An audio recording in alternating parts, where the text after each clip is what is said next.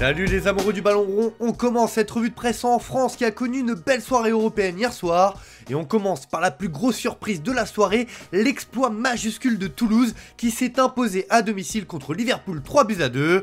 Forcément, cette magnifique victoire fait la une du quotidien local La Dépêche du Midi qui titre le TFC à la folie. Toulouse a écrit une de ses plus belles pages de son histoire en battant Liverpool, un des grands d'Europe. Un véritable exploit fêté avec les supporters. De son côté, l'OM est allé s'imposer sur la pelouse de l'AEK Athènes 2-0. Pour la Provence, les Phocéens ont réalisé le bon coup. L'OM a fait un pas vers la qualification hier en s'imposant à Athènes. Les coéquipiers de Bemba et Vitinha, premiers de leur groupe, possèdent désormais 4 points d'avance sur l'AEK. Dans le même temps, le Stade Rennais a sans doute livré sa meilleure prestation de la saison en battant le Panathinaikos au Roazhon Park 3-1. Comme le souligne Ouest France, réduit à 10, Rennes s'offre un succès fou. Mais le quotidien qui résume le mieux la folie qui s'est emparée hier soir de nos clubs français sur la scène européenne, c'est le journal L'Équipe qui s'éclate et placarde l'Europa League 1. Après la défaite sans gloire du PSG et de Lens en Ligue des Champions, les 3 clubs français engagés en Ligue Europa ont réalisé un sans faute avec 3 victoires, pas mal. A noter aussi le match nul du LOSC contre le Slovan Bratislava, un partout en Europa Conference League. La défaite de Liverpool face à Toulouse ne passe pas inaperçue dans le royaume de Sa Majesté. En effet, la presse locale crie au scandale ce matin et s'en prend violemment à la VAR. C'est le cas du Daily Star qui fait dans le jeu de mots avec farce et VAR pour parler de farce à la française. Klopp se fait encore voler, estime le tabloïd. Ce qui est pointé du doigt, c'est la dernière action du match qui aurait pu être égalisatrice pour les Reds, mais la VAR en a décidé autrement en raison d'une main de McAllister. Le Daily Mirror parle carrément de complot à Toulouse. Une nouvelle farce de la VAR prive les Reds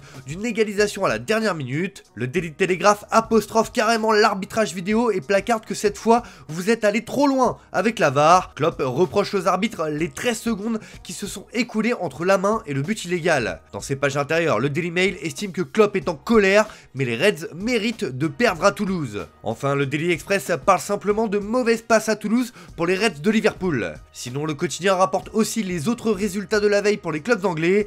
Brighton s'est imposé 2-0 sur la pelouse de l'Ajax dans le groupe de l'OM. West Ham a plié l'Olympiakos à domicile 1-0 et Aston Villa a gagné contre l'AZ Alkmaar 2-1. Dans les autres résultats de la soirée, l'Espagne n'est pas en reste puisque le Betis s'est offert une large victoire contre l'Aris Salonique 4-1. Pour les Stadio Deportivo, le Betis marque des buts, s'amuse, se sauve de son groupe d'Europa League, récupère Fekir et Borja Iglesias et fait le plein de morale avant le derby contre Séville. Une soirée parfaite en somme. Ce n'est pas le cas pour tout le monde, notamment pour les clubs italiens comme la Roma qui s'est incliné contre le Slavia Prague 2-0. Il Romanista reprend la déclaration d'après-match de José Mourinho qui a fustigé son équipe en déclarant qu'ils avaient été horribles. Pour la Gazzetta dello Sport, la Roma fait grise mine, l'Atalanta est en tête grâce à sa victoire 1-0 sur Sturm Graz.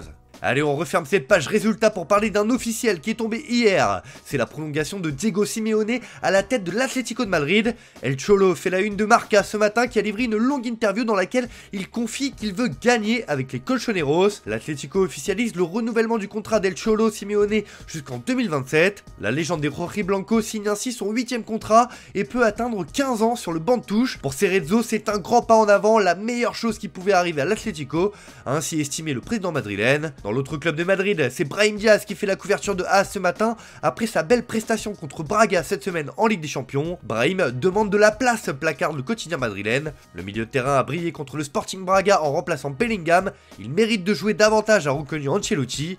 Il a marqué à chaque fois qu'il a été titularisé cette saison. L'Espagnol a clairement un coup à jouer cette année. On va parler du rival barcelonais qui connaît une mini-crise cette semaine après la défaite en Ligue des Champions contre le Shakhtar 1-0. Alors hier, c'était réunion de crise à tous les étages du club. Xavi a vu sa direction et s'est entretenu avec ses joueurs. Ce matin, Mundo Deportivo nous livre le plan du coach catalan pour redresser son équipe et conjurer le sort comme l'explique le quotidien. Lors de la réunion entre le vestiaire et Xavi, il y a eu une autocritique et il a été admis qu'il devait faire un pas en avant et penser au collectif. 3 points sont notamment ressortis. 1. Redevenir une équipe unie, organisée, qui ne se désunit pas et qui attaque et défend en bloc.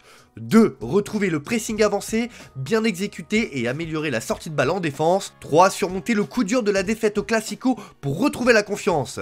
Bref, Xavi met son plan de bataille en marche pour ne pas que la saison Blaugrana ne vire au cauchemar. De son côté, Sport nous apprend que la décision est imminente pour Vitor Roque. Le Barça s'efforce de disposer d'un plafond salarial en janvier et l'optimisme grandit quant à sa capacité à recruter un joueur. La direction sportive et Xavi doivent parvenir à un consensus sur la question de savoir s'il faut faire venir le Brésilien maintenant ou opter pour la signature d'un milieu de terrain. Réponse dans les prochaines semaines. Allez, on termine ce tour de la presse en Italie avec là aussi du mercato qui fait la une de la Gazzetta dello Sport ce matin. Et comme souvent ces dernières semaines, c'est Calvin Phillips, flop à Manchester City, qui est dans les petits papiers de la Juventus pour cet hiver. Pour le journal au papier rose, Phillips allume la Juve. Pourquoi l'anglais est utile au football d'Allegri? Le milieu de terrain est parfait pour aller chercher le Scudetto, juge le quotidien qui revient aussi sur la prolongation de Manuel Locatelli, empêtré dans l'affaire des paris sportifs. De son côté, le Corriere dello Sport se demande combien vaut Lautaro Martinez. Lautaro réécrit le top 10 des attaquants mondiaux.